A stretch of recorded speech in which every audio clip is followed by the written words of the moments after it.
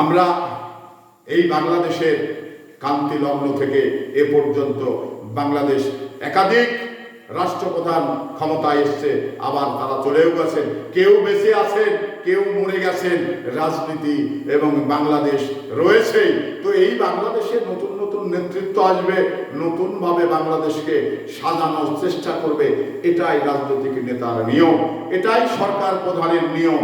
আমরা যেমন বিগত 2008 থেকে শুরু করে 2024 পর্যন্ত এই বাংলাদেশ যে রাজনৈতিকভাবে ক্রাইসিস ছিল, গণতন্ত্রকে হত্যা করেছিল, এটা কিন্তু আমরা বুঝতে পেরেছিলাম এবং এই দেশের মানুষ নির্যাতিত নিপীড়িত হয়েছিল। তো আমরা এই গণতন্ত্রের উত্তরণ ঘটাতে চাই, গণতন্ত্রকে প্রাতিষ্ঠানিক রূপ দিতে চাই। কারণ গণতন্ত্র যে দেশে শক্তিশালী না হয়, সে দেশ সামনের দিকে এগিয়ে যায় না। এটা কিন্তু একটি পরিষ্কার বিষয়। তো এই গণতন্ত্রকে যদি আপনি ভুলণ্ঠিত করেন, তাহলে বাংলাদেশ সামনের দিকে যাবে না, পিছিয়ে যাবে।